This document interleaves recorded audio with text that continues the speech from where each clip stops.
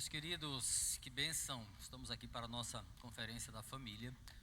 Hoje, sexta-feira, entendemos que alguns irmãos ainda estão vindo. Nós temos aí quase 100 inscritos, mas ou não conseguiram chegar por causa do trabalho ainda. Eu espero que não seja por causa do jogo do Brasil, né? Que está em cima da hora do jogo, só às 9. Inclusive, o jogo, a gente pensou estrategicamente para que os irmãos não ficassem ansiosos, né? Então, em vez de ficar ansioso com o jogo, você vem para cá, se alimenta da palavra, esquece do jogo. Aí pronto, quando chegar lá já está começando o jogo, tudo tranquilo, né? Você vai chegar tranquilinho. Vamos terminar em tempo bem tranquilo para todo mundo chegar em casa e assistir ao jogo. Meus irmãos, Conferência de Família faz parte do nosso projeto, né? Nosso tema anual, Saúde da Igreja. Nós trabalhamos no mês passado a saúde emocional, começamos falando sobre isso dentro da sequência que trataremos durante o ano. Em julho trabalharemos ainda a saúde espiritual, que estamos agora, né? Trabalhamos já a saúde emocional. E na saúde emocional nós começamos falando no livro de Salmos. Saúde emocional em Salmos. Depois tivemos a nossa série de mensagens de Páscoa, a saúde emocional e a cruz. E finalizamos essa sequência sobre saúde emocional falando exatamente de família, saúde emocional na família, ou seja, um assunto de família, sim. Então entendemos que no nosso tema de trabalhar a saúde da igreja durante todo o ano, a família é uma peça fundamental disso. Por isso que a nossa conferência tem como tema Famílias Saudáveis, Igreja Saudável. A igreja é formada por famílias. Às vezes existem toda uma família inteira na igreja, ou pelo menos um elemento de uma família.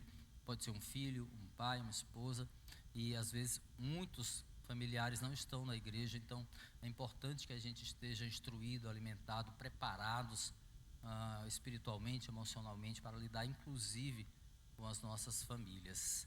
Tem uma máxima que diz que família é tudo igual, só muda de endereço. Eu acho que não, as famílias têm as suas coincidências, né, seus pontos em comuns, mas de fato as famílias são muito diferentes, existem problemas diferentes, situações diferentes, casamentos diferentes, com crises, conflitos diferentes. A gente vai tentar hoje, com instrumentalidade aqui do nosso amigo pastor Madison, trabalhar temas importantes, mas vamos começar falando sobre a questão bíblica.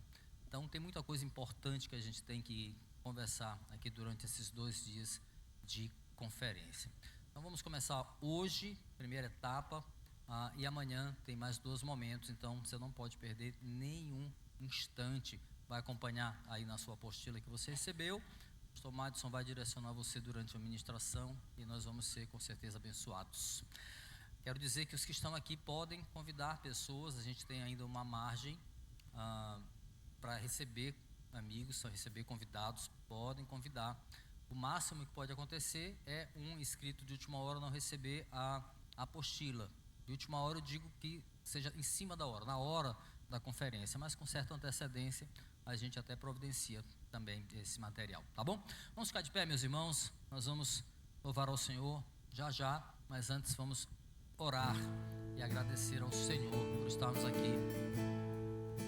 Senhor, obrigado, nós te louvamos, te agradecemos por este momento que tu nos deste, Senhor, como família, como igreja, como irmãos, estarmos aqui, Senhor, para sermos abençoados pela tua palavra, mas em primeiro lugar, Senhor, para glorificar o teu nome, que tudo neste lugar, Senhor, seja para a honra e glória do Senhor. Assim nós te pedimos que nos direcione em todas as coisas, que nosso coração, nossa mente esteja aberto, preparado, desarmado para recebermos, ó Deus, aquilo que nós cremos que foi providência tua.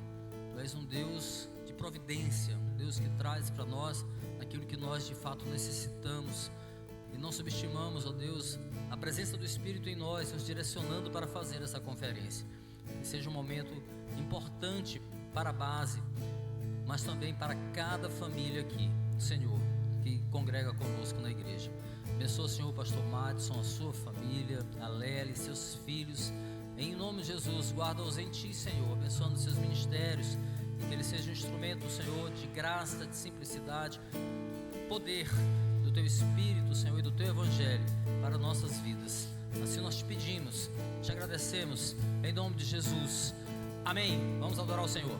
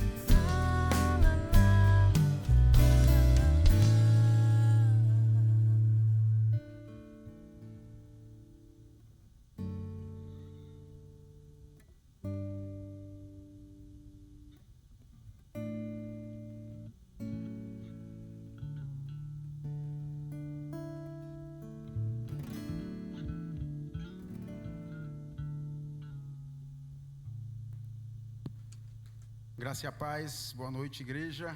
Graça e a paz do Senhor Jesus Cristo. Queria chamar aqui ao palco o nosso preletor de hoje e de amanhã, meu amigo pastor Madison Oliveira. Pastor Madison é pastor da igreja ICE, Igreja Cristã Evangélica em Quatraque, meu amigo, nosso professor do curso de teologia, já esteve aqui com a gente quebrando a cabeça, não é, pastor? E nós temos a alegria de recebê-lo para nessa conferência, trazendo o tema Famílias Saudáveis, Igreja Saudável. Queria orar pelo pastor, pela vida dele. Digamos assim: Senhor meu Deus, obrigado, meu Pai, por essa data, por esse dia, Senhor, que tu nos reuniste aqui em nome de Jesus Cristo. Queria te pedir, Senhor, para que tu aproveite esse momento com o teu servo e use ele, Senhor, para que o teu projeto, Senhor, para a tua glória e teu nome, Senhor, ele traga as palavras certas para os nossos corações, para que a gente possa ser impactado pela tua palavra. E é isso que eu te peço em nome de Jesus Cristo. Amém.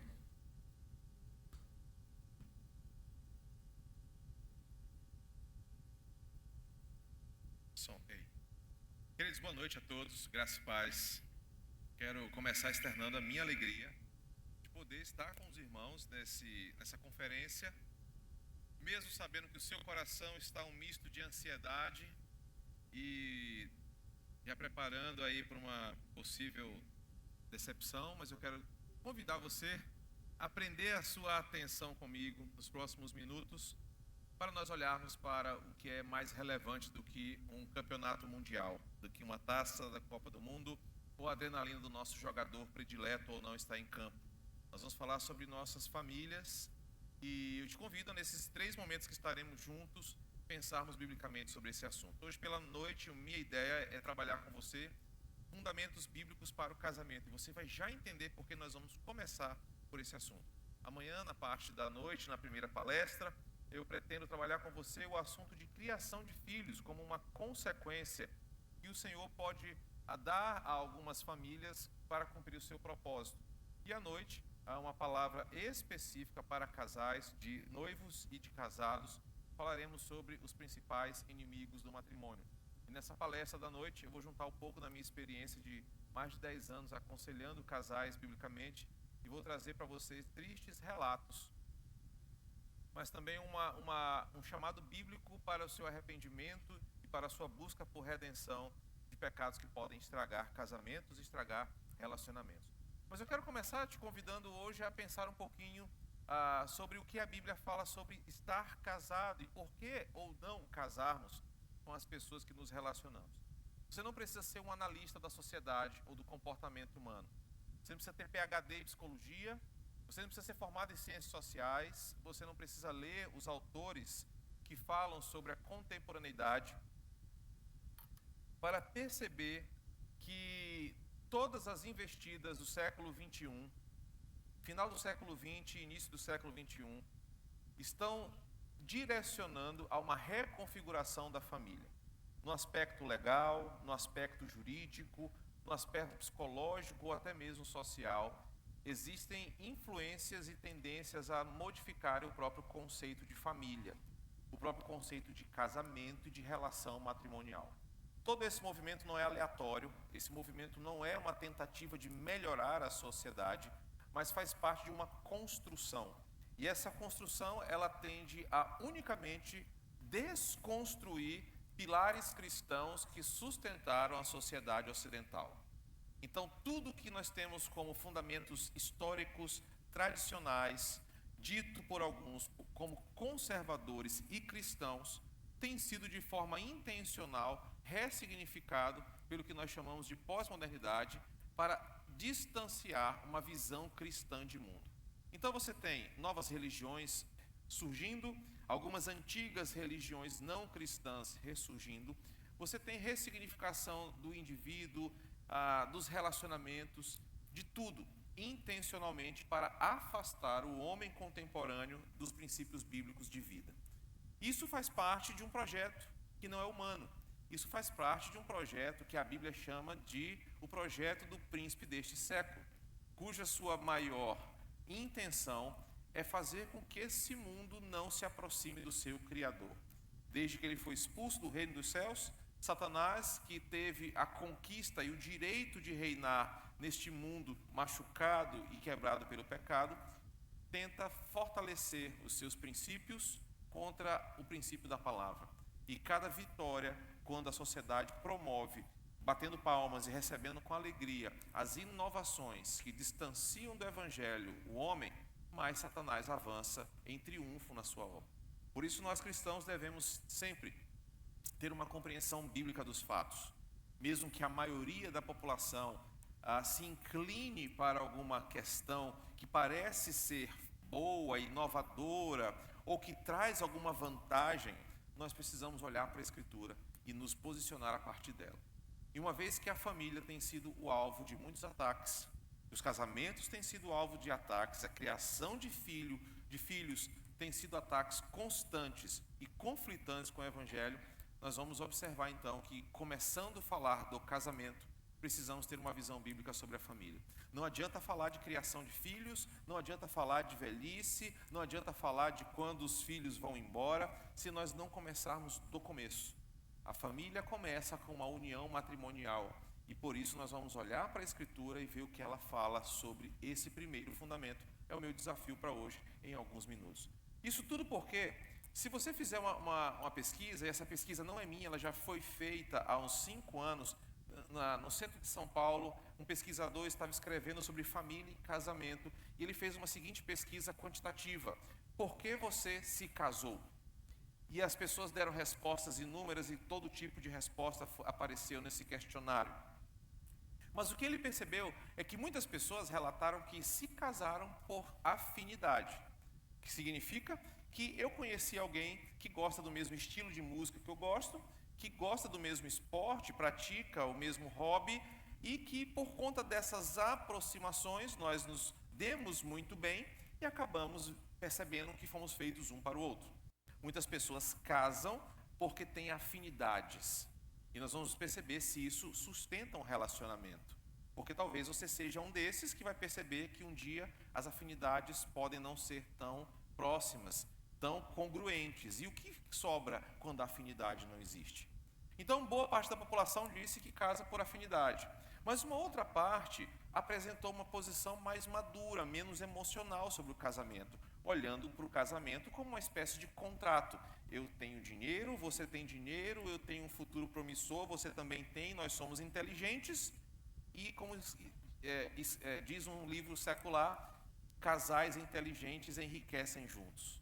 Tem até um livro com esse título e tem muito crente que lê esse livro e acha que é uma bênção, quando na verdade é uma baboseira. E aí aquelas pessoas pensam assim: se nós juntarmos 1 mais 1 dá 2, então nós vamos crescer em patrimônio, vamos crescer em experiências, nós vamos viver melhor sendo 2. Por isso muitas pessoas casam firmando contratos e antes mesmo de casarem já tentam defender o que conquistaram. Nós casamos, mas o que eu conquistei é meu, o que você conquistou é seu, casamos com separação total de bens, porque se um dia não der certo, ninguém perdeu nada. O terceiro maior volume de resultados foi que as pessoas disseram assim, e talvez você se identifique aqui: eu casei com fulano porque ele me faz tão bem, nunca nenhum homem me tratou como ele me trata. Eu casei com fulana porque quando eu estou com ela, há uma expressão em inglês que fala: eu sinto borboletas no meu estômago. Quando eu estou com ele ou com ela, o mundo parece mais leve, eu vejo unicórnios e pôneis voando e borboletas cintilantes quando a gente se une. Muitas pessoas alegaram que se casaram e que se casariam quando encontrassem a verdadeira paixão ou amor da vida delas. Isso parecia lindo. Só que todas as vezes que esses entrevistados falavam das suas motivações para casar, perguntas contrapondo essas afirmações surgiam. Por exemplo, as afinidades, elas são relevantes no casamento? Se sim, você não está casando com outra pessoa, você está casando com uma versão egoísta de você mesmo. Ou seja, se você casou com alguém que gosta das mesmas coisas de você, você não casou com outra pessoa, você casou com uma versão oposta sua. Isso é egoísmo. Se você casou com alguém pensando em uma vida melhor, sobrenomes importantes na cidade, quando se juntam, tendem a ter imunidade parlamentar e tudo mais, você está fazendo um contrato de CNPJs, contrato entre empresas. Só que essas coisas quebram, essas coisas falham. A terceira afirmativa de casar por conta de felicidades e realizações te leva a uma pergunta: e quando o relacionamento não estiver tão bom? Isso é motivo para um divórcio? E aí, a partir dessas 3 perguntas, nós entendemos por que o número de divórcios no Brasil aumentou substancialmente nos últimos 10 anos. Nós saímos de uma margem de 7,5% de divórcios até o 5º ano do casamento para assustadores 32% de divórcios até o 5º ano de casado. Ou seja, a cada 10 pessoas que se casam, 7 podem terminar o casamento até o 5º ano. E esse dado ele é assustador porque se tem dissolvido mais famílias do que se casado pessoas oficialmente. As pessoas estão ou protelando a ideia de casar, e agora eu vou falar para cristãos, e se esse for o seu caso, eu não sei da sua vida, eu preciso dizer isso logo de cara, tá, pastor? Embora sejamos amigos, pastor Clóvis não gasta o precioso tempo dele e o meu falando de você. A gente fala da nossa família e de nós. Então, se eu falar alguma coisa, não cutucar, com certeza o pastor falou, principalmente amanhã. Eu não sei da sua vida, tá? Mas se você está nessa igreja, é crente e só se ajuntou, arrependa-se, peça perdão, termine hoje o seu relacionamento para que você não carregue mais maldição para sua casa. Mas pastor, tem 25 anos que a gente está junto, são 25 anos de pecado, você se deitando sexualmente com alguém que não é a sua esposa ou seu marido, você está trazendo maldição para a sua vida. Tem crescido absurdamente no meio cristão o número de casais ou de pessoas que ou protelam a ideia de casar. Não, eu preciso primeiro fazer meu MBA, comprar meu apartamento na Península, passar num concurso federal, para depois pensar em casar. Ou, ao invés de protelar o casamento, se unem sexualmente pecaminosamente, de forma sexual pecaminosamente, no famoso vou me juntar com fulano, o namoro pós-moderno. Nós estamos namorando, não, mas nós somos casados. Se apresentam até como casados, mas são covardes ao ponto de dar o passo firme de casar-se conforme a lei brasileira. O que não ameniza o pecado, pelo contrário, piora a sua situação, porque você está vivendo debaixo da maldição do jugo desigual. Isso é alarmante para nós, porque dentro dos cristãos do nosso meio, o divórcio aumentou também nos últimos 10 anos. Dentro da igreja, é mais fácil hoje você ter histórias de pessoas divorciadas, casamentos que terminaram, pessoas que tiveram relacionamentos destruídos por pecados. Embora isso sempre existiu na igreja brasileira, nos últimos tempos a coisa está cada vez mais alarmante. Por quê? Porque nós não conversamos biblicamente sobre casamento. E é por isso que essa palestra começa, essa série de mensagens começa sobre essa percepção bíblica sobre o que é casar, que é a quarta ênfase desta pesquisa, que poucas pessoas compreenderam. Está tendo a sua apostila, você vai seguindo aí a sequência, embora minhas anotações sejam outras, a de você está resumida, mas tem tudo que eu estou falando aí. A pergunta dessa pesquisa levou pessoas a pensarem se o casamento era um tipo de pacto e um tipo de aliança. Para nossa surpresa zero, as pessoas nem entendiam isso. Quem compreendia o casamento por essa perspectiva é porque era evangélico, de boa doutrina, de boa consistência teológica. Então, se o casamento não é uma união por afinidades, se não é um contrato firmado entre partes ou uma realização pessoal de estar com alguém que mexe com as minhas emoções, o que é o casamento? E hoje nós vamos aprender que o casamento ele é um pacto, ele é uma aliança que eu firmo com alguém. E como uma aliança firmada, ele tem um propósito, ele tem uma função e ele tem uma finalidade.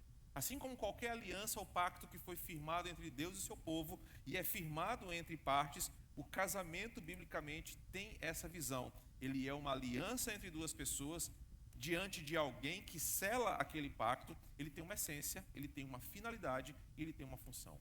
E se o seu casamento não cumpre essa essência, não tem essa função para a qual ele foi criado e não vive para esse fim, o seu casamento pode estar correndo perigo essa noite. E aí nós vamos pensar então da origem. Como Deus planejou o casamento? Eu te convido a ir lá para Gênesis capítulo 2, versículo 21 a 25. Quando nós temos a primeira união matrimonial na Bíblia, nós temos nada mais, nada menos, Deus começando um projeto de sociedade. E já disse um certo sociólogo, a sociedade é a composição de famílias reunidas num espaço geográfico, mas além dos limites geográficos. Ou seja, a sociedade são famílias. E a sociedade é composta de famílias que começam no casamento. Gênesis 2, 21 a 25 diz assim: Então o Senhor Deus fez cair pesado sono sobre o homem, e este adormeceu. Tomou uma das suas costelas e fechou o lugar com carne. A costela que o Senhor Deus tomara do homem, transformou-a numa mulher e lhe trouxe. E disse o homem: Esta afinal é osso dos meus ossos e carne da minha carne, chamar-se-á varoa, porquanto do varão foi tomada. Por isso deixa o homem pai e mãe e se une à sua mulher, tornando-se os dois uma só carne. Ora, um e outro, o homem e sua mulher, estavam nus e não se envergonhavam. Aqui nós temos um relato histórico onde Deus sela a união dos dois progenitores de toda a raça humana. Deus une um homem e uma mulher em um propósito. E é isso que nós vamos perceber o que é o casamento. Porque a mesma forma que Deus selou essa união é a forma como Ele sela até hoje os matrimônios. A mesma prática divina de unir vidas para uma finalidade e uma função continua a mesma até hoje. E quanto mais nós entendermos isso, melhor os nossos jovens noivos começam um casamento. Quanto mais nós entendermos isso aqui, melhor maridos tratarão as suas esposas e vice-versa. Porque quando você observa, o versículo 21 conta a história de Adão já existindo. Nós não temos nenhuma comprovação historiográfica ou teológica ou literária para dizer qual foi o tempo, o hiato entre a criação de Adão e Eva. Podem ter sido décadas, dias ou horas. Nós não temos nenhuma informação bíblica sobre isso. O que nós temos é uma sequência de fatos. E a sequência de fatos que a Bíblia nos mostra é que primeiro Deus criou um representante federal chamado Adão. E a Adão, Deus deu tarefas para ele. A Adão foi dada a tarefa de obedecer tudo o que Deus planejou para ele. O homem foi criado com uma função. E essa função que foi dada a Adão, muita coisa ele podia fazer. Ele podia produzir ciência, tecnologia, como ele fez. Ele podia produzir arte, como ele fez. Ele podia cultivar. Ele podia fazer muitas coisas. Mas dentro de todos os mandatos, ou seja, da vontade de Deus para a sua vida, em Gênesis 1, 28, cadê o pessoal da transmissão aí? Gênesis 1, 28, existia uma questão que Adão não podia concretizar, sendo ele apenas um. E essa decisão, essa ordem de Deus, que Adão não podia cumprir sozinho, tinha a intenção de revelar que Adão não era autossuficiente. Pastor, aquele relógio ali está certo? São 8h16 mesmo? Me assusta, Yuri, pelo amor de Deus. O meu coração até acelerou, igual o gol do Hendrick hoje, mas pelo amor de Deus. Tomei um susto. Tá. Eu vou me guiar pelo meu relógio aqui, tá? Tomei um susto. A intenção deste mandato, daquilo que Adão não podia realizar sozinho, tinha a intenção de dizer para Adão o seguinte: homem, você não é autossuficiente. Homem, do sexo masculino, biologicamente homem, estamos falando aqui de pessoas que nasceram homem e não que se identificam como homens. Você não é autossuficiente. Você não consegue realizar toda a minha vontade, porque você não é completo em si. E quando nós lemos o texto, ele diz assim: e Deus os abençoou, lhes disse: sede fecundos, multiplicai-vos, enchei a terra e sujeitai-a. Logo de cara, Deus dá a Adão uma tarefa que ele não pode realizar sozinho. E é por isso que o casamento existe. O casamento não existe para você ser feliz. O casamento não existe para você enriquecer. O casamento não existe para que você encontre nesse mundo de bilhões de pessoas aquela que mais se pareça com você. Não. O casamento existe para que você, homem, e você, mulher, consigam cumprir toda a vontade de Deus para a vida de vocês e tudo seja para a sua glória. Essa é a finalidade do casamento. E isso muda tudo. Porque se você entende que casar não tem a ver o quanto que você é apaixonado pela pessoa, não tem a ver com o quanto aquela pessoa mexe com as suas emoções, ou o quanto você vai melhorar de vida casando com aquela pessoa, e você entende que a finalidade do casamento é existir para que Deus seja glorificado na minha vida, porque eu vou conseguir cumprir todos os seus propósitos, eu olho para o meu companheiro de modo diferente. Eu não olho para o meu companheiro como se ele fosse inferior a mim. Como se dentro de casa houvesse uma guerra para saber quem manda e quem obedece. Sobre quem bota mais dinheiro tem o poder de falar mais grosso ou mais alto. Sobre quem é culturalmente o mais forte dentro de casa. Ou quem tem a maior influência social. Ou quem tem mais influência digital.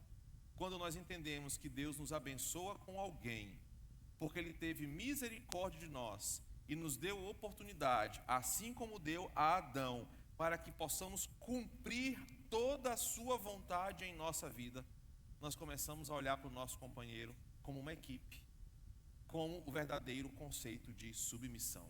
Talvez uma coisa que você não encontre aí na sua apostila, mas que eu quero trazer para você, é que quando nós lemos Gênesis 2:18, Deus então, depois de ensinar esta lição para Adão, Adão, você é joinha, joinha, GG, joinha, joinha, mas você não é autossuficiente.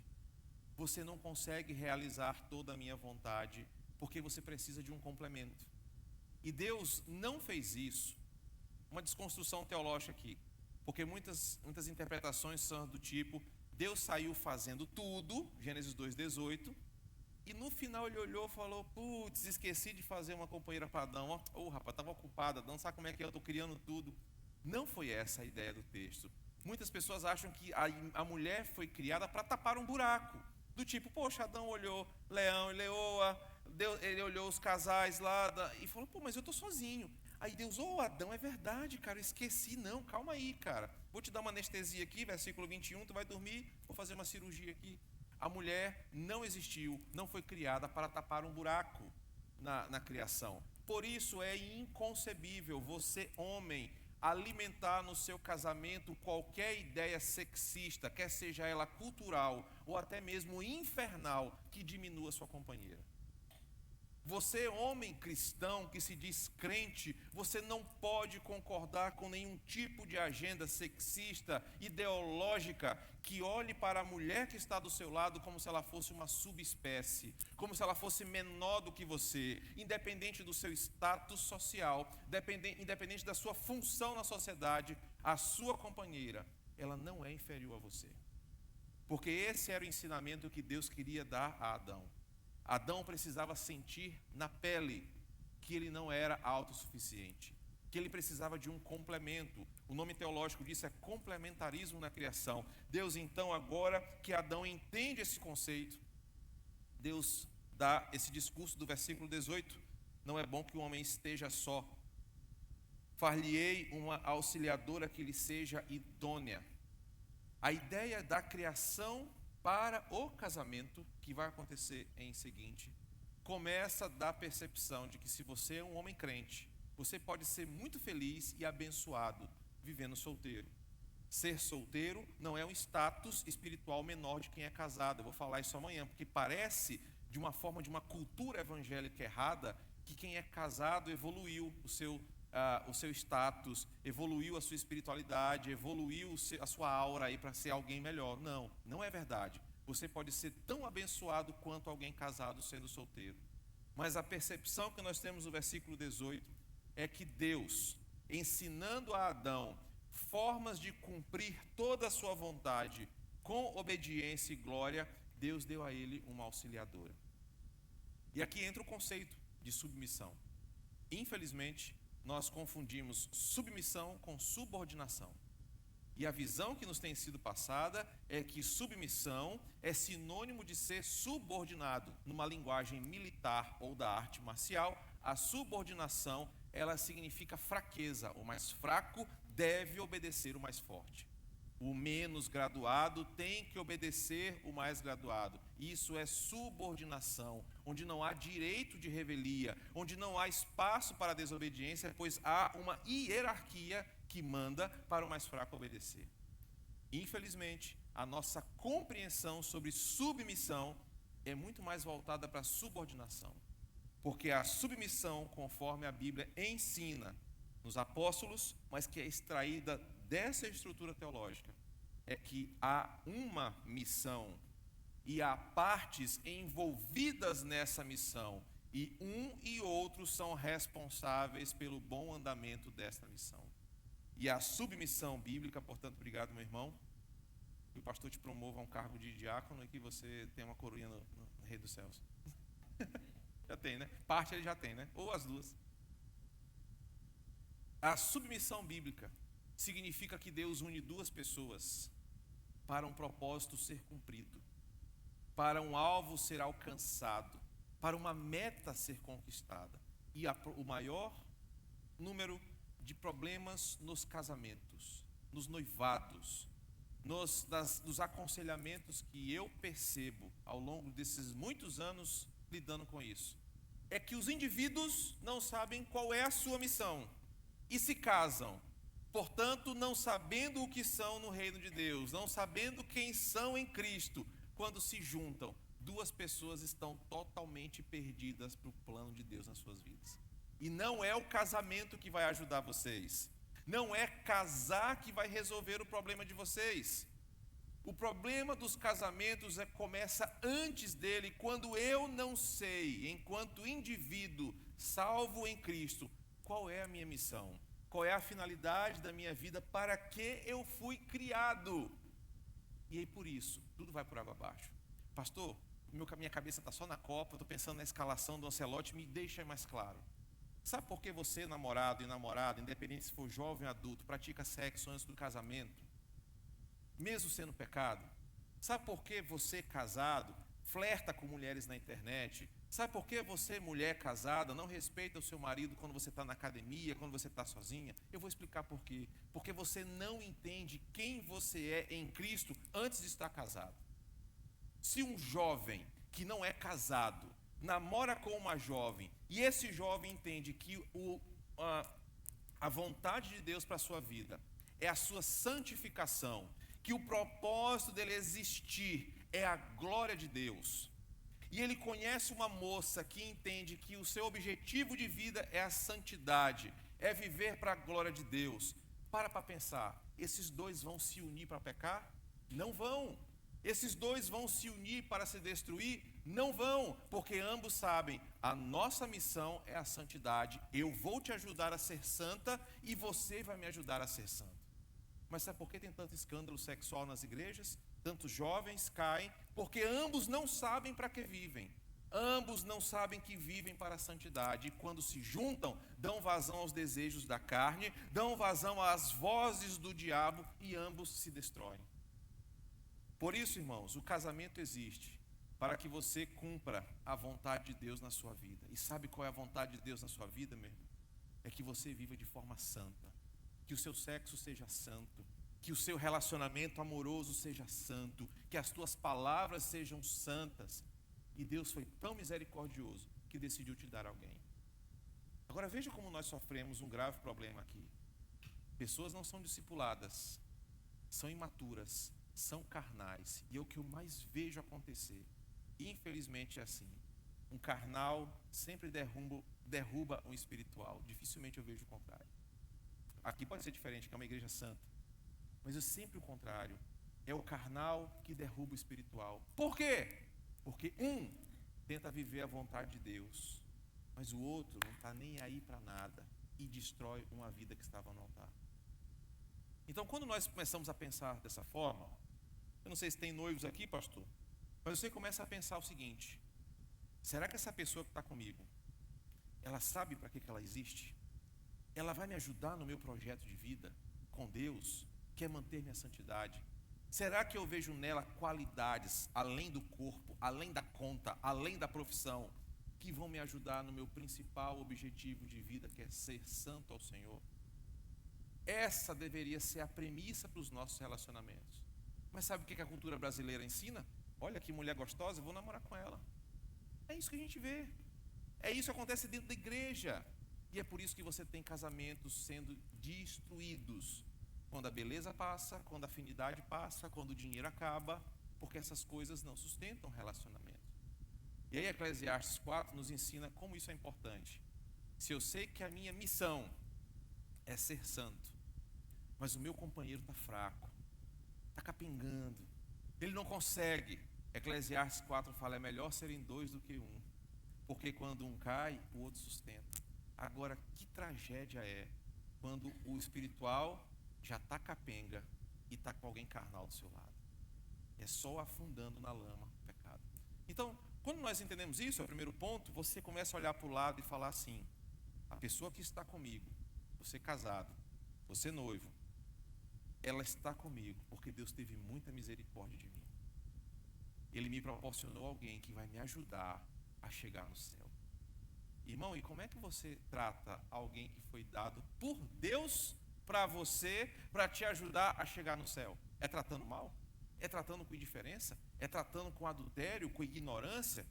Quando você sabe que alguém foi dado por Deus para você, para que você consiga cumprir a vontade de Deus na sua vida, você faz igual Adão no versículo 23. Adão, quando recebe Eva, ele produz a primeira poesia cantada de toda a história do homem. Embora a Bíblia já comece com uma canção, Gênesis 1, mas é da fala de Adão, do primeiro homem, que surge a primeira música. E Adão faz uma música de louvor a Deus pela sua esposa. Ele canta e fala, essa sim é osso dos meus ossos, essa sim, ela está comigo para me ajudar no meu propósito, ela está comigo para me levar para aquilo que Deus tem planejado. Ele agradece a Deus pela sua companheira, porque ali, diante dele, ele recebeu de Deus alguém que faria dele uma pessoa melhor. Não no sentido social da coisa, mas no sentido espiritual. Eu tenho alguém que vai me ajudar a cumprir a vontade de Deus na minha vida. E aí, por isso que o Jay Adams, quando ele escreveu um livro nos anos 70 sobre casamento, anos 80, ele falou que a melhor definição bíblica para um casamento é essa. O casamento é uma aliança de companheirismo.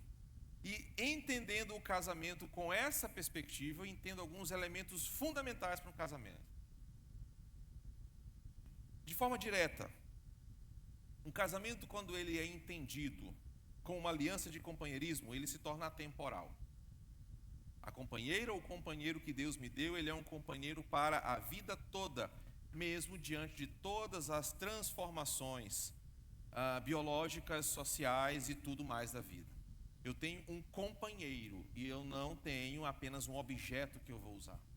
Certa vez, aconselhando um casal destruído pelo pecado, eu ouvi a seguinte frase no gabinete do marido que foi o ofensor: pastor, eu hoje não tenho mais atração pela minha esposa porque ela não é mais a mesma garota que eu casei há 20 anos. O corpo dela mudou, a beleza dela se foi.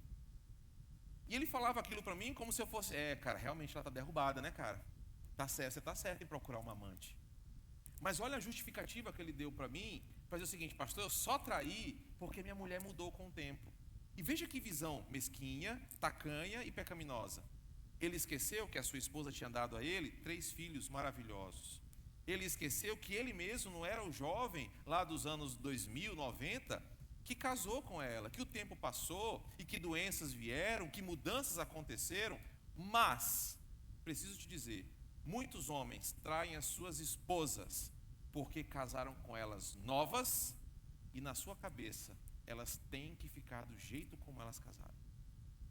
Tanto é que eles procuram amantes para suprir todas as deficiências que a sua esposa começou a apresentar durante o matrimônio. Isso não é companheirismo, isso é custo-benefício, é usar o meu companheiro para as minhas satisfações pessoais. E veja como a cultura, ela disfarçadamente alimenta isso nas mulheres. As mulheres não querem envelhecer porque se acham feias, velhas, fazem de tudo para terem sempre um ar de novinhas, fazem intervenções estéticas por vezes desnecessárias, porque a nossa sociedade impôs o seguinte pensamento: se você envelhece, você está ficando feia e ficando para trás. Parece que não há beleza na velhice, parece que não há glamour no envelhecimento. E isso as mulheres cristãs compram sem nem pensar o porquê. Isso é uma camada muito mais profunda de reflexão social. Eu simplesmente vou na vibe, está todo mundo fazendo botox, todo mundo fazendo isso, fazendo plástico, fazendo harmonização de não sei o que, eu vou fazer. Mas o que essa mensagem está transmitindo? O envelhecimento estraga o teu relacionamento. O envelhecimento te enfeia. O envelhecimento te torna obsoleta e você vai ser trocada por uma novinha. E aí você pega as músicas. Você que escuta música secular, as músicas falam só sobre isso, sobre novinha, sobre mulher nova, sobre isso, aquilo, outro. Por quê? Porque o mundo quer destruir essa estrutura. E o casamento é uma aliança para a vida toda.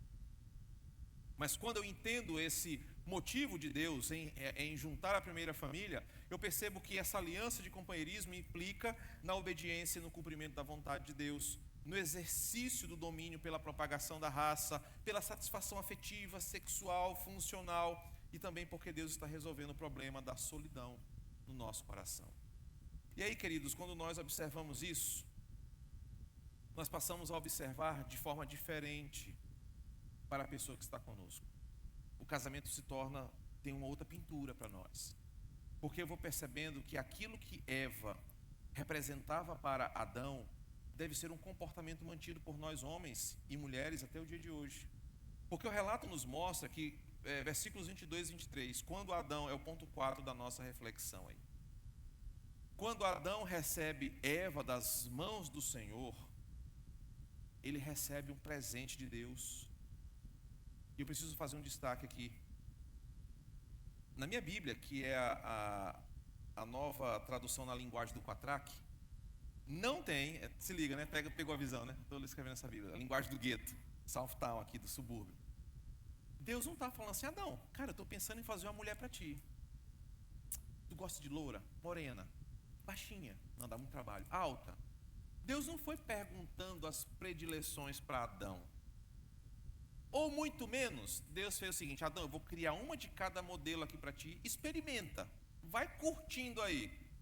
Vou te dar um mês aí para tu curtir, a que tu mais gostar eu te caso. Mas é isso que a sociedade faz. Nós, homens, vou falar hoje para nós, agimos desse jeito. Se você fechar os seus olhos agora, pena que eu não tenho tempo de fazer isso aqui na prática, e falar assim: idealize a mulher dos seus sonhos. Você vai se decepcionar porque você não idealizará a sua esposa. E se você for honesto, você vai idealizar aquela imagem pecaminosa da pornografia que você já consumiu, das experiências sexuais que você já teve, do seu egoísmo em relação ao corpo do outro. Sabe por quê? Porque para nós, na nossa cultura ocidental, o casamento é uma relação de consumo. Eu quero a mulher mais bonita, eu quero a mulher mais atraente no menor preço. Isso é uma relação de consumo, disse Zygmunt Bauman. Adão não teve esse tipo de escolha, porque não é assim que a gente escolhe alguém para casar. Eu tenho um caso de um jovem, já um homem, que ele já teve mais namoros do que o Martinho da Vila, que já teve mulher de todas as cores, todas as raças, né? E ele nunca se casou.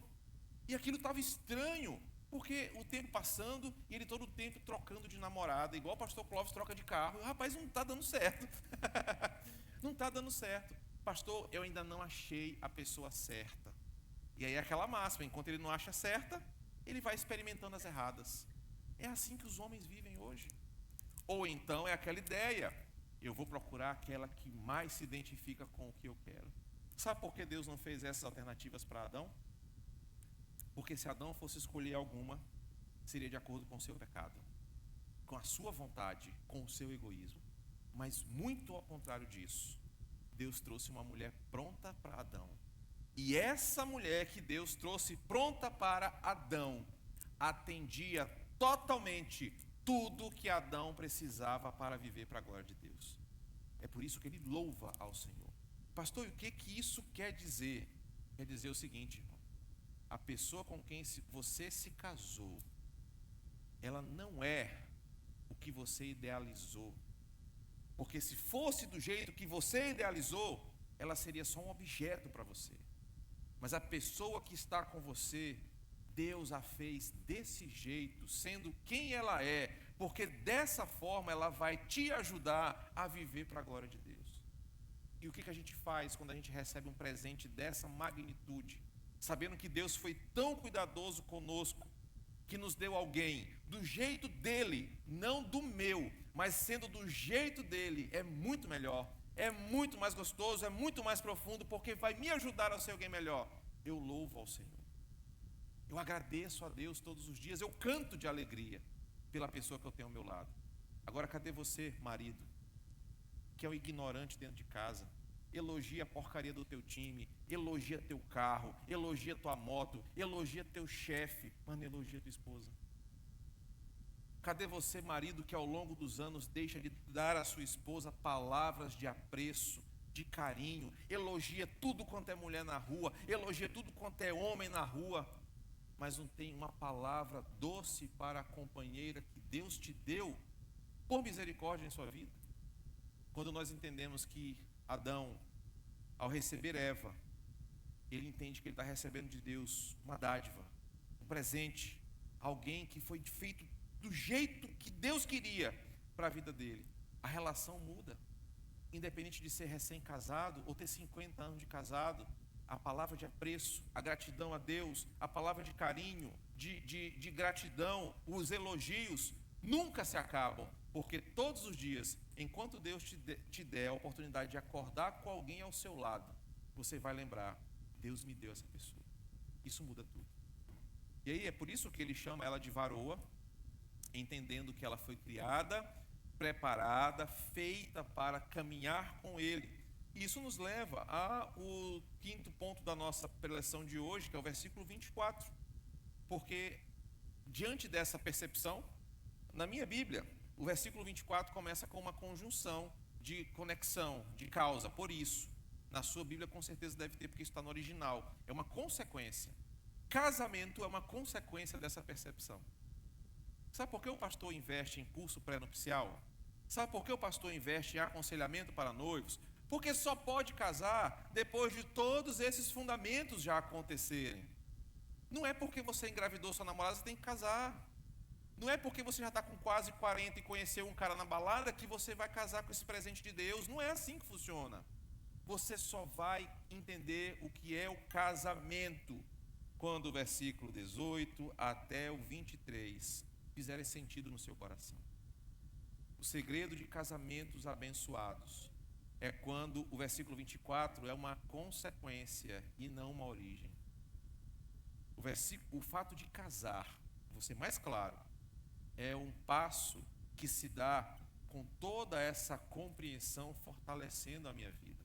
Saber quem eu sou, para que eu existo, se a pessoa do meu lado vai contribuir nessa missão ou vai me atrapalhar, e entender que Deus separou aquela pessoa para mim. Quando tudo isso acontece, Deus estabelece os moldes do casamento. E eles não são moldados pela cultura, mas é o próprio Deus que estabelece. Versículo 24, por isso deixa o homem pai e mãe, se une à sua mulher, tornando-se os dois uma só carne. O casamento exige maturidade. Na língua original, a palavra homem aqui é um ser maduro, desenvolvido em amplos aspectos.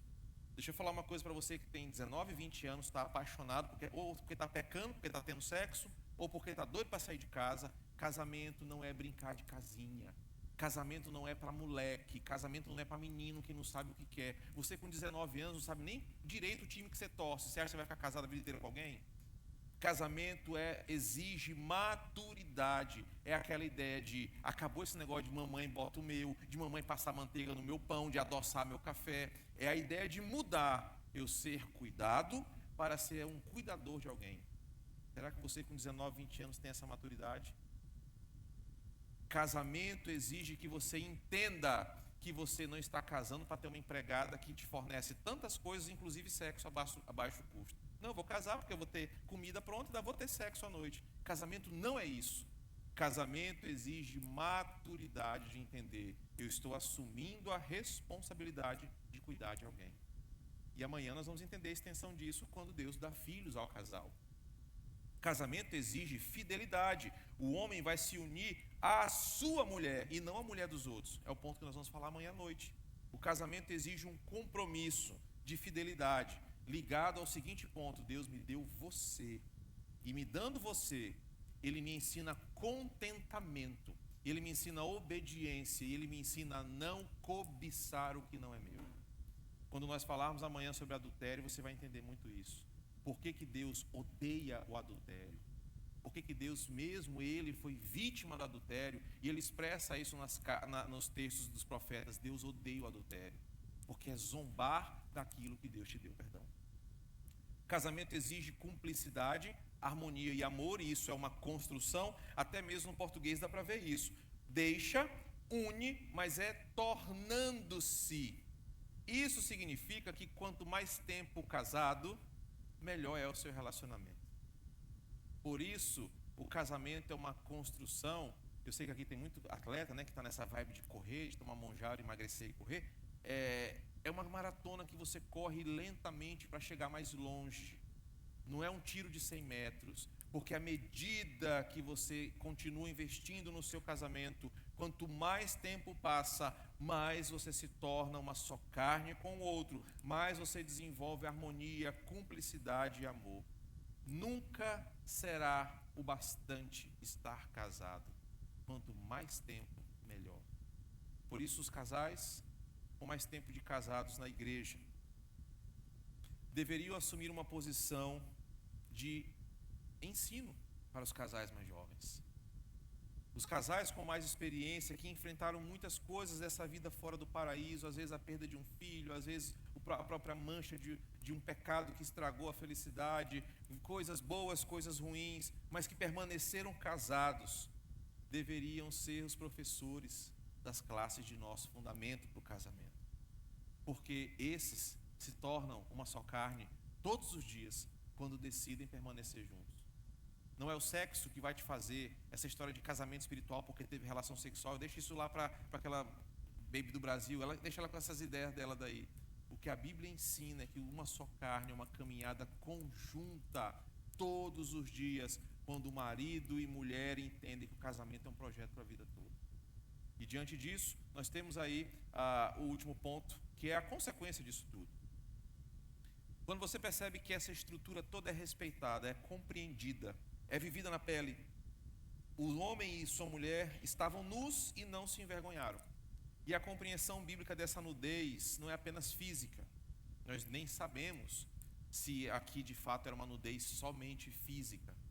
Mas o fato é que o princípio estabelecido é que quando você desenvolve um casamento nessa profundidade teológica, a nudez aqui ela vai além da física. Ela vai uma nudez da alma. Eu não tenho o que esconder, eu não tenho do que me envergonhar, eu não tenho do que duvidar, porque tudo foi formado de acordo com o que Deus estabeleceu. Um casamento assim não tem segredos. Um casamento assim não tem um celular escondido debaixo do banco do carro, dentro do estofado do carro. Um casamento assim não tem uma senha secreta no computador, não tem 2, 3 aparelhos escondidos. Um casamento assim não tem zonas cinzas. Um casamento nessa forma é uma relação onde um e outro confiam plenamente na escolha que fizeram, na decisão que tomaram, no Deus que os uniu, que eles são transparentes, entregues um ao outro, vivem em perfeita harmonia. Sabe, querido, se você é casado, eu vou embora mesmo, né, pastor? Depois você fica com a bronca. E você tem senha no seu celular, que a tua mulher não tem acesso, tem arquivo no teu computador que a tua mulher não pode abrir, perdão, ou o contrário, você, mulher, tem dinheiro escondido do marido que ele não sabe, ou o marido tem dinheiro escondido da mulher que ele não sabe. Cara, para com esse pecado no teu relacionamento, isso está destruindo a tua harmonia. Você não casou para viver com zonas onde o outro não pode ter acesso, é uma só carne. Não, pastor, mas cadê a minha individualidade? Existem conceitos que hoje nós não podemos falar, mas eu quero falar amanhã. Casamento, existe uma distinção entre individualidade e privacidade. Uma das duas você perdeu. Ou você perde a sua individualidade, ou você perde a sua privacidade. E aí, dependendo de qual você escolher, você vai ter problema. E é nesse ponto que o versículo 25 nos ensina. O primeiro casal viveram uma vida onde um e outro não tinham vergonha, não tinham segredos, dúvidas. Por quê? Porque o casamento, ele é uma forma da relação de Deus com a sua igreja. O casamento, ele tem essa beleza de mostrar que o tempo, a cultura, não vai redefinir o que ele é. E o casamento é uma forma de nós percebermos que quando dois indivíduos, eu nem falei sobre isso aqui, mas eu preciso falar porque os tempos nossos são tão complicados. O casamento estabelecido por Deus é monogâmico, é heterossexual. Eu tenho que reforçar isso hoje em dia. E ele é indissolúvel. Essas três prerrogativas são de Deus e não da cultura. Então não importa o que o Ministério Público, Alexandre de Moraes, o Papa, quem quer que seja, tente redefinir essas coisas. O parâmetro de Deus é esse, o casamento é monogâmico, assim como é a relação de Deus com a sua noiva, de Cristo com a sua igreja. O casamento é heterossexual entre um homem biológico e uma mulher biológica. Não adianta a sociedade redefinir todos esses termos, não adianta Erika Hilton, quem quer que seja para a televisão. O parâmetro de Deus não está a refém da cultura, refém do tempo. Ele é quem estabelece isso. E ele é indissolúvel. Deus une um homem e uma mulher para eles enfrentarem a vida juntos.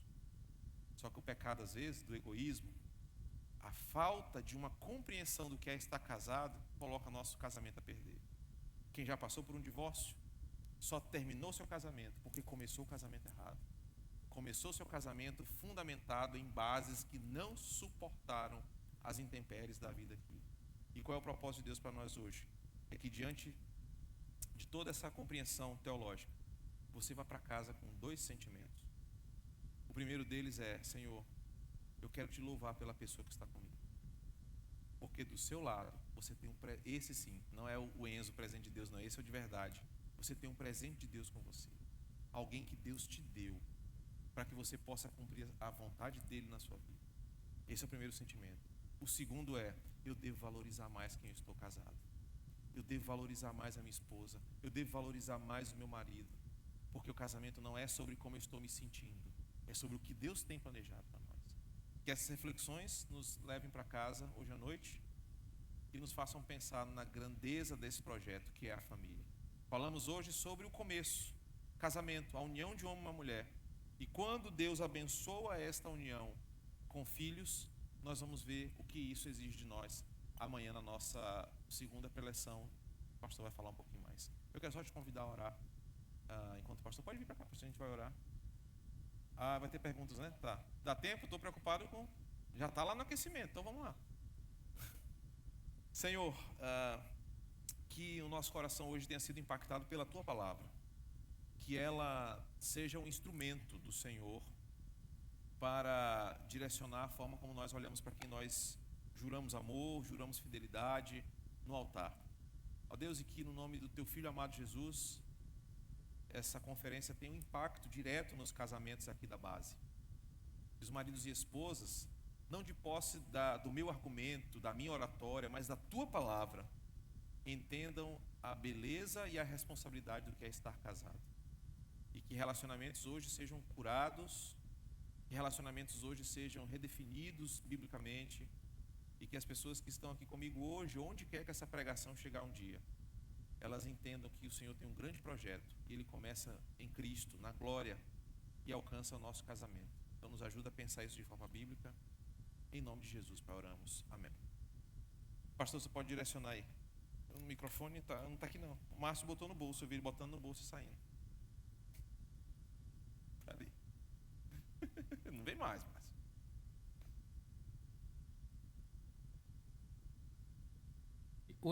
Oi. Davi, vem cá. Eu vou começar com uma pergunta, tá, pastor? A gente tem 15 minutos para poder dar tempo da gente tranquilo, né? Davi vai me ajudar a levar o microfone para as próximas perguntas. A primeira eu vou fazer logo, tá, pastor? E eu tenho algumas que eu vou deixar para amanhã, porque senão eu tinha 10 perguntas, eu vou fazer só uma das minhas 10. O senhor falou no começo, e isso é fundamento básico. A primeira pergunta que eu costumo fazer nos nossos acompanhamentos de futuros casados. Quando se fala que o propósito do casamento é a glória do Senhor, então a gente está falando de algo espiritual. Não tem como o casamento, uma união bíblica, não ser espiritual. O problema é que às vezes casais espiritualizam talvez além da conta. E eles pensam assim: eu vou esperar uma voz do além, de Deus, eis que te digo, essa é a tua varoa, esse é o teu varão. Aí ficam nessa, né? Eu estou esperando que Deus me revele, me mostre quem é essa pessoa e tal. Como lidar com isso para aqueles que estão nessa expectativa, pastor, de esperar essa revelação de quem vai ser o meu ungido, minha ungida, meu varô, minha varoa, meu vaso? Que pergunta interessante. Então essa palavra é direcionada para você que é noivo, está namorando ou está enrolando alguém. E você que escolheu esperar também, né? Tem a mãozinha lá de escolher esperar. Não vai aparecer um anjo, cara, com asa de prata e aquela coisa, aquele cabelo dourado esvoaçante, aquela glória, e dizer assim, esse é o teu presente de Deus. Não vai rolar isso, não vai. Porque a última vez que isso aconteceu foi porque Jesus nasceu. E de lá para cá não tem mais isso de anjos cantando e aquela glória, miríades de anjos cantando para celebrar a vida de alguém. Foi só em Jesus. Mas o que vai acontecer é o seguinte, eu até falei isso brevemente. Quanto mais eu entendo quem eu sou em Cristo e preservo pilares de santidade, vocação e serviço, santidade na vida, vocação, serviço na igreja, na obra, no reino, no que quer que eu faço. Mas eu vou perceber que o que me deve aproximar de alguém não é o porte atlético dele apenas, não é apenas aquelas coisas que a sociedade oferece de forma secular. Mas o que deve me aproximar de alguém e saber que ele é um possível pretendente para mim, rapaz ou moça, é se ele tem os mesmos fundamentos bíblicos que eu tenho. Santidade ao Senhor, desejo por servir na sua igreja local e vocação para viver o evangelho nessa vida. Queridos, esses são os fundamentos que devem me aproximar. E não esperar que o pastor profetize, que a irmã do círculo de oração tenha uma visão. Mas existe um fundamento. O fundamento é a amizade. A amizade vai aproximando vidas e propósitos. A amizade vai conectando vidas e dizendo, olha, nós temos o que contribuir um ao outro. E dessa aproximação e amizade surge um sentimento. E desse sentimento surgem desejos de uma continuidade por esse relacionamento.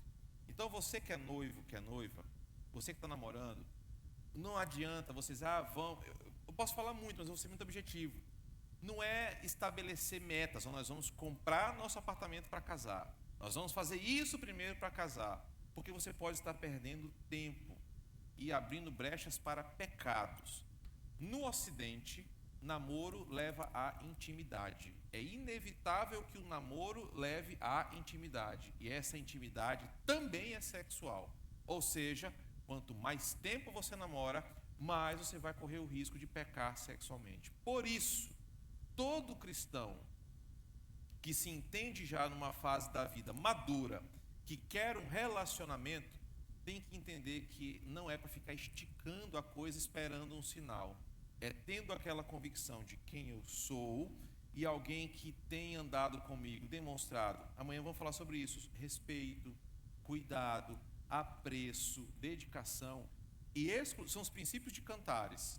Exclusividade, apreço e deleite. A pessoa gosta de estar comigo, gosta da minha companhia. Aquela pessoa, ela me respeita, ela me trata bem e ela serve ao Senhor. Esses fundamentos, eles são sinais de Deus, que não precisa de luz, não precisa de anjo, mas são diretos para desafiar você a dar um passo. Mas sabe por que você está demorando a casar? Sabe por que você está demorando a noivar? Porque a tua cabeça está mundanizada, pensando que é o MBA, que é o concurso, que é o apartamento, que vai te dar segurança no casamento, que vai te dar felicidade. E se fosse assim, Neymar Júnior não tinha tantos divórcios, tantos ricos aí não tinham divórcio, porque essas coisas não sustentam famílias. O que sustenta a família é propósito de vida com Deus. São esses pilares que eu acabei de falar. Controla o tempo aí, pastor, depois não dizer que foi eu o culpado. Agora sim. Boa noite. Boa noite. Pastor, eu concordo com a maioria das coisas que o senhor falou aí. Que bom, irmão. Mas Obrigado. A maioria, não foi com todas. Obrigado. Não, porque no meu caso, eu sou separada há 20 anos e nunca mais quis casar, não quero nem pensar nisso. Mas Eu conheço a sociedade, ela massacra muito homem. Porque ele adulterou, porque ele não presta, porque ele é isso, porque ele é aquilo. Muitas das vezes a mulher, ela dá brecha para aquilo. Eu tenho uma amiga que ela foi traída, mas ela depois ela entendeu que ela foi a maior culpada para isso. Entendeu? Ela foi culpada. Ela não dava atenção para o marido dela, ela trabalhava muito, entendeu? Ela ficou omissa à família. E ele acabou ficando desprezado, sozinho, acabou amando ela, e ela também gostava dele, mas acabou tendo isso aí. Entendi. Mas a culpa, ela coloca nela, que foi ela. Então, esse respeito, assim como o senhor falou, eu concordo demais com esse negócio de telefone, o respeito pela individualidade do outro também, que tem que ter. Eu trabalho numa empresa onde os donos da empresa, a empresa toda tem câmera de segurança. De lanchonete, só não tem no banheiro. Que a senhora saiba. Exatamente. E que eu saiba, exatamente. Mas em compensação, na sala deles, não tem câmera de segurança, nem da esposa, nem do marido, porque ela não admite invadir a privacidade dele, nem ele invadir a privacidade dela. Tem respeito, esse respeito aí, mútuo. Pecaminoso, mas mútuo. Entendeu? E o que o senhor acha sobre isso? Ok, perfeito. Entendeu? Se você deseja, eu vou resumir, se você deseja privacidade, fique solteiro, não case, ponto. Privacidade e individualidade são duas coisas. A individualidade a gente não pede porque a gente casa, mas a privacidade e o direito a ela sim. Rita Lee, quem conhece Rita Lee aqui? Levanta a mão. Eita, mãe de pecador, miserável, todos estamos camundando, peguei vocês. A Rita Lee, um pouco antes de morrer, falou sobre como era o modelo do casamento, do relacionamento dela, cada um num apartamento, e que era muito bacana, assim. Eles se viam, quando queriam namorar ou alguma coisa, terminava a noite, cada um ia para o seu apartamento. Olha, que legal, né? Respeito. E o discurso era, é porque eu tenho as minhas manias, ele tem a dele, e a gente fica bem separado. O que é isso, irmão? É quebrando o texto de Gênesis 2:25. Privacidade. O limite da privacidade é o diálogo. Mas um diálogo que não ultrapassa o limite do segredo. Vou dar um exemplo lá na minha casa, minha mulher até que eu posso falar, não quis vir, né? Lely ama passar horas se arrumando, passando zilhões de cremes e hidratantes e coisas e se arrumando, enquanto eu em 3 minutos já estou pronto, sentado no sofá esperando tudo. E ela quer ter aquele momento onde ela está lá no closet, lá se arrumando, e não quer que eu fique entrando, pegando terno, pegando cinto, pegando sapato. Ela, amor, eu vou me produzir, se arruma e sai. Privacidade para se arrumar, ela gosta de se embelezar e não sei o que mais. Mas ela não pode ter segredos que eu não saiba. Dica, você não quer ter a sua privacidade invadida? Não casa. Vive solteiro, aluga um apartamento pequenininho, mais fácil de arrumar, mais barato. Você vai viver sua privacidade integral. Mas casou, você perdeu o direito a essa privacidade extrema. Porque a individualidade é uma coisa, a privacidade é outra. Tornando-se uma só carne, elimina de você zonas de segredos que o outro não saiba. Por isso que eu falei, irmã, eles têm um respeito pecaminoso, mas é respeito, mas é errado. Porque eu não tenho zonas na minha casa para pecar, na minha vida para pecar sem que minha esposa saiba. Pastor, é uma pergunta ministerial até de gabinete, né? Na verdade, a família é um organismo. Isso. A família não é só o homem, nem só a mulher, separadamente. E filhos. Família é um organismo. E quando a gente trata o assunto de família saudável, a gente, como organismo, assim como o nosso corpo, a gente precisa tratar, cuidá-lo, antes de que ele adoeça. E se acontecer alguma doença dessa caminhada, e aí eu me refiro às famílias, Sim, a gente tem que parar e cuidar. perfeito. Isso acontece muito no gabinete, eu acho que Isso, no um dia a aconselhamento dia. bíblico. Eu estou provocando, na verdade, assim, os remédios para se manter, ou as formas de se manter uma família saudável, é bíblica também, né? Oração, jejum, caminhada juntos. E qual o momento de a gente dar essa parada para o check-up? Ok, ótimo, boa pergunta. Existem duas cartas no Novo Testamento que são a resposta para isso. Duas cidades problemáticas na relação familiar, Efésios e Corinto. E dois apóstolos escrevem sua teologia, que começa na transcendência da eternidade e termina na família. Um deles é Paulo.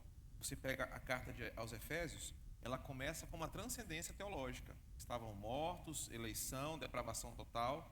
E o final da carta é família: maridos, esposas, filhos e servos. Isso é um movimento que não é aleatório. Pedro faz a mesma coisa. Pedro transita naquela região. Ele começa a primeira carta dele falando sobre a predestinação, sobre a eleição, sobre a transcendência da eternidade. E a carta dele termina falando sobre pais, maridos, vivam a vida comum do lar, esposas, respeitem seus maridos, filhos. Por que eles fazem isso? Porque eles entendem que uma coisa está conectada à outra. Isso é uma saúde espiritual da família. A beleza do evangelho, ela desemboca no lar. Só que na caminhada, como você bem falou, acontecem problemas. E quando que uma família precisa pedir ajuda? É quando a instrução que começa para a criança, para o marido, esposa e família, não está sendo vivida dentro de casa. Então, o momento é quando eu percebo que meu lar está faltando aquilo que é ensinado na igreja. A minha resposta é essa: o momento que eu sei é quando a pregação me mostra isso não está sendo vivido lá em casa. Que pode ser do culto doméstico ao respeito mútuo na privacidade, no uso do celular, no tempo de tela, na relação sexual. Quando a pregação sinaliza alguma coisa que eu não estou vivendo, uma igreja que vive a cultura do aconselhamento, ela acende um alerta. Poxa, eu vou conversar com o meu pastor, porque a pregação de hoje mostrou uma coisa que não está sendo vivida lá em casa. Então esse check-up, agora você falou um negócio que eu preciso falar. Qual é o problema? As pessoas só procuram o pastor quando já adulterou, quando já está tudo estragado e quando está quase irremediável, precisando de um milagre. Só assim que procura o pastor, mas esticou o erro até o máximo que pôde. Quando a pregação ela é vivida por quem ouve, ao menor sinal de desvio de conduta, a gente procura ajuda. Poxa, eu ouvi o pastor Clóvis pregar hoje sobre culto doméstico. Cara, lá em casa meu marido e eu nunca fizemos. Segunda-feira o pastor, vamos marcar uma conversa para eu falar sobre isso. Irmãos, isso acontece lá na igreja. E olha que eu estou falando do quatraque, barra pesada. Acontece isso lá. Pastor, o senhor pregou um negócio interessante, a gente pode marcar para conversar? Porque a pregação surte um efeito em quem ouve. Agora, qual é o problema? Irmãos, eu vim aqui com a finalidade de ser muito claro com vocês. Ou vocês vão me amar ou vão me odiar daqui. O problema é que a maioria de vocês, quando eu falo vocês a nós ouvintes, ouvimos a palavra, ela sai por aqui, ó. Ela não para fazer sentido em nós. Então o pastor se acaba de fazer um sermão 10, 15 horas estudando, prega 50 minutos, você ouve e fica igual calango, concordando, mas não está nem aí para nada. Falou no seu coração, você besta, falou foi para fulano aí que eu sei que estão com problema no casamento, e não procura ajuda. Então esse é o momento. Palavra pregada, fez sentido, não é o que eu estou vivendo, eu preciso buscar ajuda antes que a coisa piore. Mas qual é o problema? A gente só procura quando já estragou. E essa aí é a questão.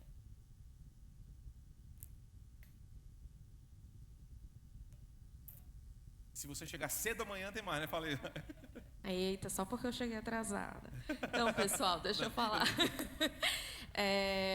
Primeiramente, boa noite. Na verdade, a minha questão não é tanto uma pergunta, é mais uma colocação que acredito eu ser válida e o senhor pode explorar um pouco mais sobre isso ou também dizer que eu estou errada, não tem problema. Mas o pouco que eu ouvi, já que eu cheguei atrasada... Mas ficou gravado, eu tenho certeza.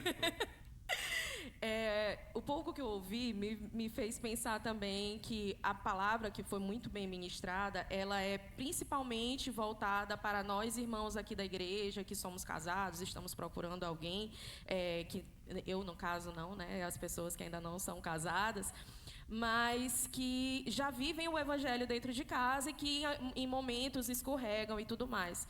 Só que eu considero importante, e o senhor pode falar um pouco mais sobre isso, a gente também fazer a ressalva da questão das pessoas que não estão casadas com alguém que vive o evangelho e que muitas vezes passam por situação de abuso. Então, a gente pensa que o divórcio ele realmente não é uma opção para o cristão. A gente casa para uma vida inteira. Porém, existem pessoas que passam por situação de abuso dentro de casa, e quando a gente fala de abuso, nós não estamos falando apenas de abuso físico, né? Também tem a questão do abuso emocional, do abuso também financeiro, isso, né, de patrimônio. Então, por mais que Deus queira que a gente lute pelo nosso casamento, e que é importante, porque é uma questão mesmo de Deus, né, é uma instituição dada por Deus, como o senhor bem destacou, acho que a gente tem que fazer essa ressalva em relação às pessoas que passam por essa situação e que muitas vezes a questão não é só pedir ajuda no gabinete pastoral, mas também pedir uma ajuda que seja também para a polícia, exatamente, para a polícia, porque é um caso que é muito grave e que não é porque a pessoa é mais velha, ele é desse jeito mesmo, é um jeito mais turrão. Isso não pode ser aceitado, né? Por mais que nós sejamos cristãs, e é algo que a gente precisa também estar atento. Entendi. Ok, e legal a sua percepção. Você projeta para mim aí, por favor, Malaquias 2. Gente, não é possível que eu esqueci o texto agora. 2:9. Deixa eu só ver aqui rapidinho. Meu celular ainda está ali com o Yuri. Poxa, existe um versículo na Bíblia, eu sei que é 2:9. Diz assim: Deus odeia o divórcio. Se você colocar aí no Google, desse jeito, Deus odeia o divórcio. Me ajuda a achar a referência. Na minha cabeça está Malaquias 2:9, mas não é. Deu certo, cara? Obrigado. Você é um cara 10. Muito obrigado. Porque senão eu ia achar o texto aqui que eu não... 2:16. Eu sabia que era 2. Eu queria que projetasse esse texto aí na tela para mim. Malaquias 2:16.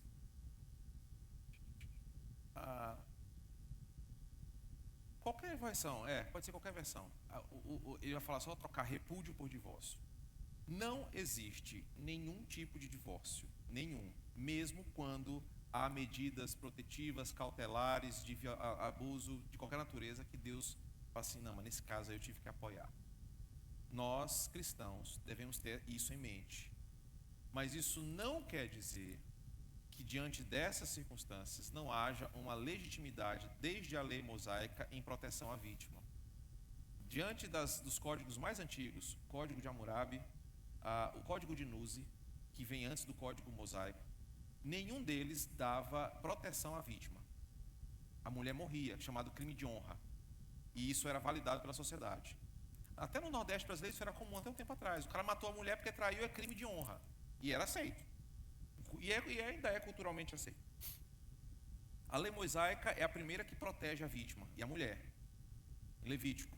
Jesus em Mateus 19 fala sobre o adultério.